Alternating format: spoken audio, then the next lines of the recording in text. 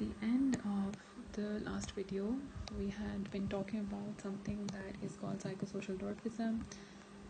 I basically covered till I was talking about how severe emotional deprivation can contribute to this condition in which children do not grow as their peers. Now, obviously, when we're talking about growth, there are differences, there are individual differences. One of the things that you see is that young boys tend to grow faster than young girls. They tend to have more muscle mass. Another thing is that children of different cultures seem to have different body proportions. So someone who's Asian might not grow to the same height as someone who's African. Having said that, with psychosocial dwarfism, the condition is such that emotional deprivation is leading to all of these physical changes in the body that look like decreased GH secretions, growth hormone secretions, which can again lead to short stature, and not just short stature but also like an immature skeletal age,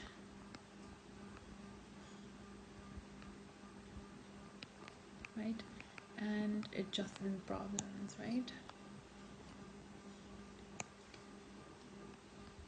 And these are severe in nature. So most often you see these kind of problems in children who, for example, have grown up in really bad foster homes or who had parents who are extremely neglectful, right? But yes, so this is the phenomena of psychosocial dwarfism. There are a number of other factors that can obviously have an impact on development. One of them is nutrition, again, which is extremely important. Now, a number of times children's diets, especially if they're coming from low income backgrounds where both the parents are working and do not have this the sort of time to invest in what their child is eating, and now even in more middle class households, one of the things that you might notice is that certain foods are very popular with children. So you have these fried foods which are extremely high in content such as salt and fat, right? So these kind of foods are extremely bad for children because they can pose a threat or sort of allow for a propensity or a greater probability to develop high blood pressure, hypertension, or a host of other cardiac problems later on in life. Then you also have children whose food is extremely rich in sugar, right? So that again is extremely problematic, not only in terms of being later on developing diabetes, but also having a very negative impact on tooth, how a child's teeth develop, right?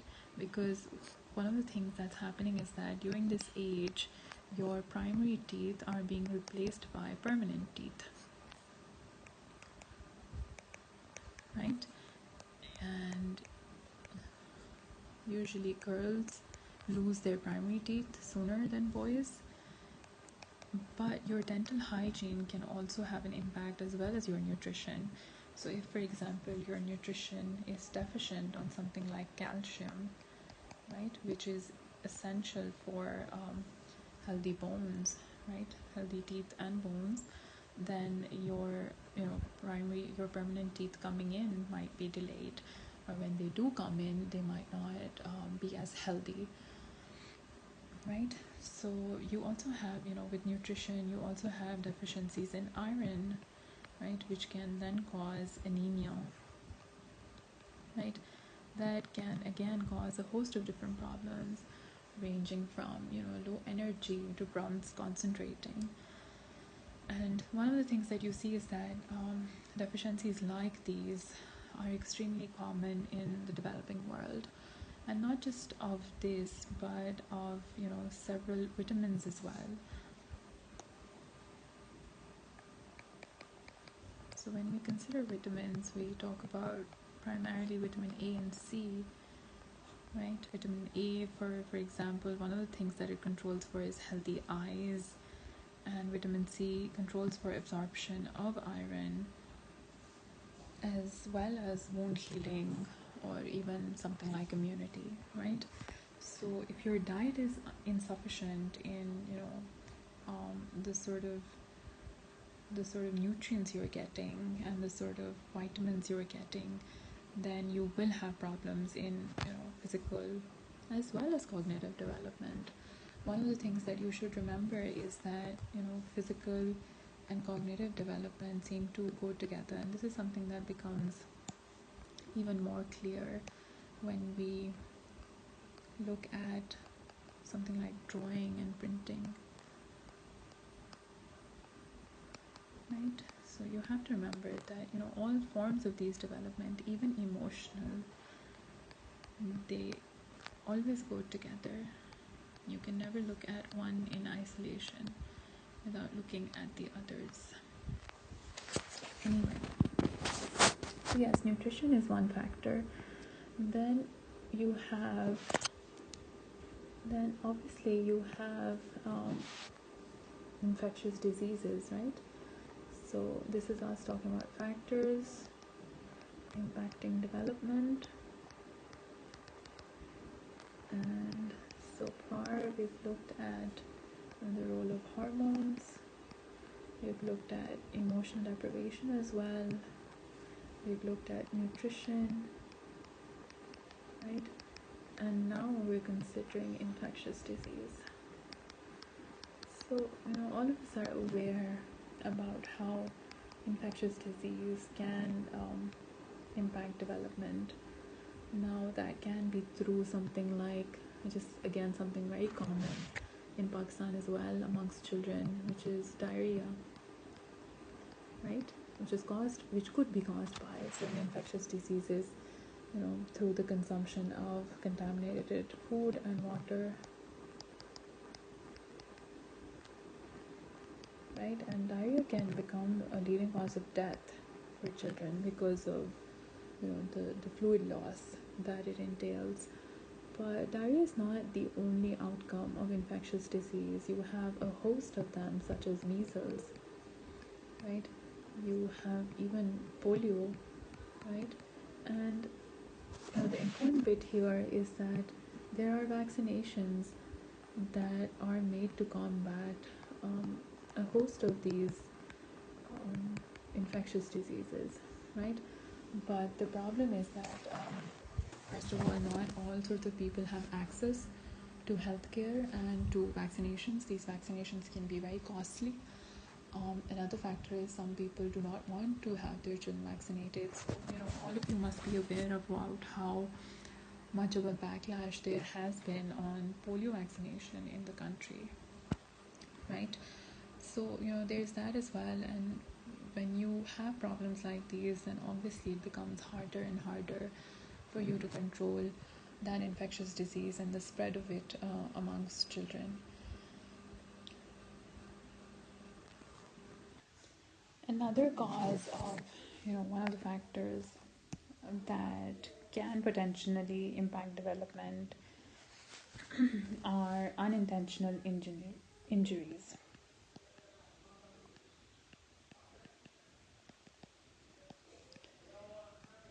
Now, what you see when you look at unintentional injuries, these can come in the form of car accidents. These can come in the form of falls that prove to be fatal. Or, for example, that a child drowns, right? All of these different causes can become causes of, unintentional. All of these different factors or these situations can become causes of unintentional injuries. But, looking at unintentional injuries as a complete random event perhaps is not the best idea, because one of the things that we see is that there seems to be some correlation between the temperament of the child, between some characteristics of children. So children who are highly impulsive, who have problems with sustained attention, right, and who have this pervasive negative mood, they seem to be a lot more likely to have some sort of unintentional injuries. Children who have problems focusing attention, or they are not very, they shift attention very very quickly from one stimulus to the other, right? They might be more attention, they might be more capable, or it might be more probable that they put themselves in situations that pose a risk to their safety. Similarly, one of the things that we see is that boys are more likely to sustain unintentional injuries than girls. So there's a gender difference there as well. The next thing that we look at when we are considering development is motor development, right? And when we look at motor development, we're dividing this into two different kinds of motor development. So there is gross motor development and there is fine motor development, right? And when we consider gross motor development, right, we've discussed some of the achievements or some of the developmental milestones or tasks that children in this age range are capable of doing. When we consider gross motor skills, one of the things that we see is that as children are growing, they're becoming much more steady on their feet.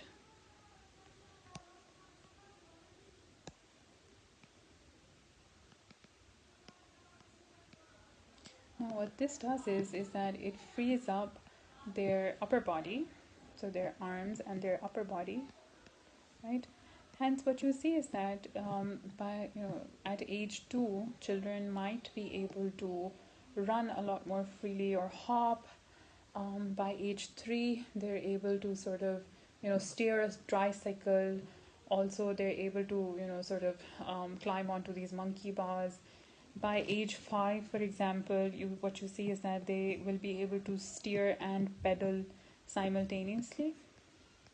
That's quite a complex task when you're steering and pedaling simultaneously. So that comes by around 5.5, right?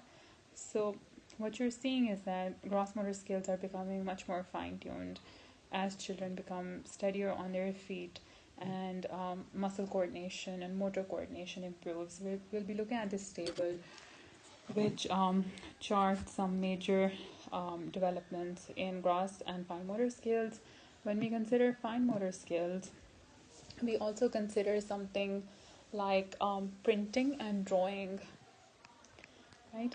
And what we usually see is that when we're looking at fine motor skills, we're usually looking at these two different categories, right? So one of them is exhibited. Fine motor skills are exhibited in children being able to do all of these self-help tasks, such as zip their pants, such as tying shoelaces, which is an extremely sort of difficult task, and it brings us back to when we were talking about how cognitive and physical development go hand in hand, because tying shoelaces not just requires that you are able to use your fingers in these very small motions and you're able to do it effectively, but it also requires that you have some sort of memory of a series of steps, right, that you need to do one after the other in order to successfully tie shoelaces, right?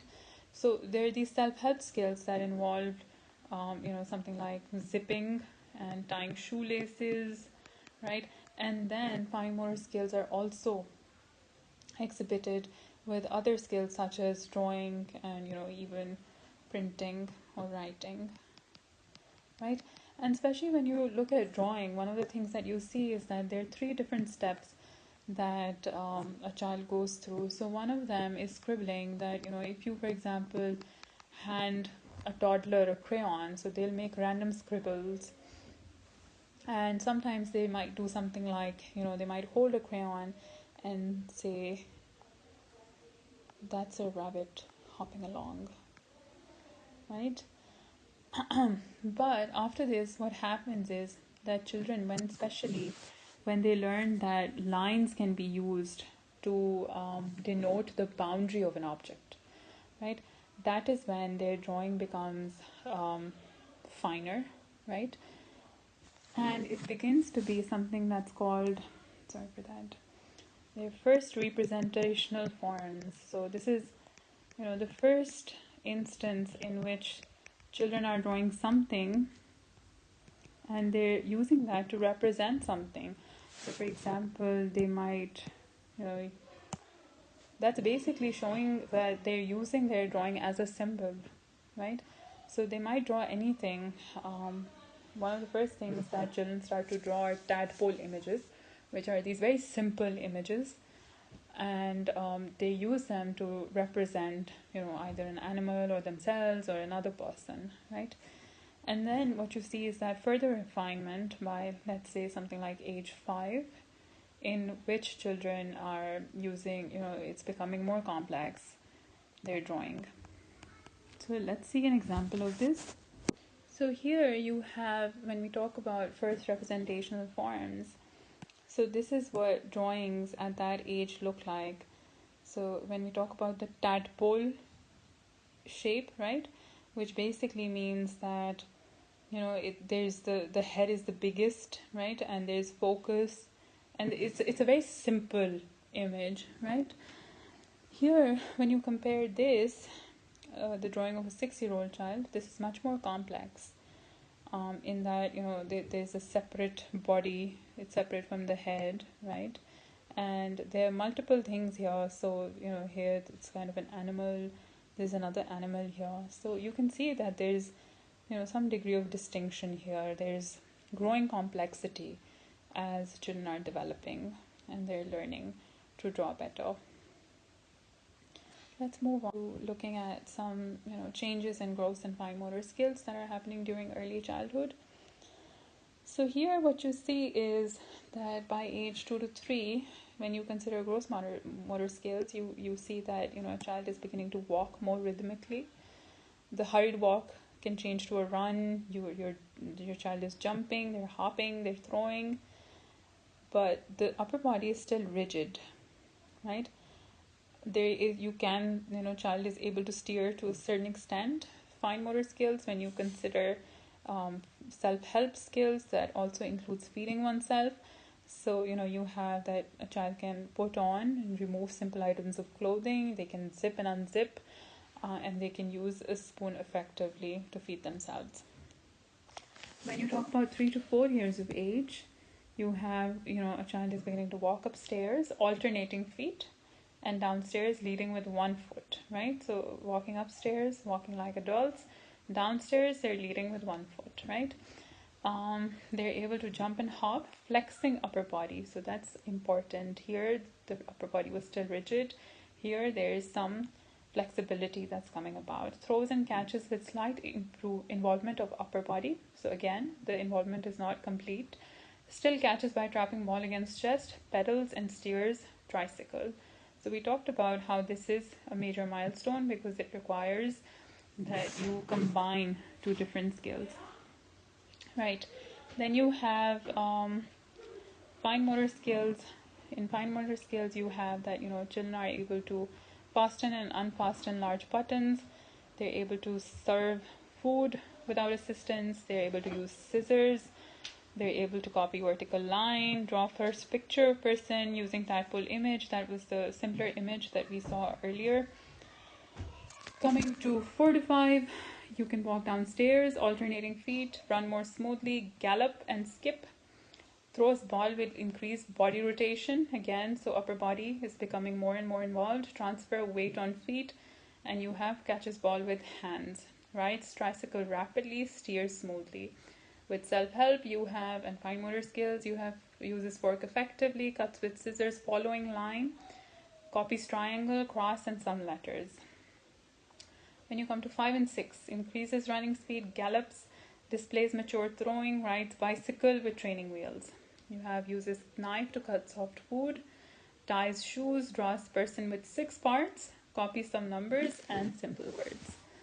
Right, so with this, we come to conclude our discussion on the physical and motor development. In the next video, we look at cognitive development and language development.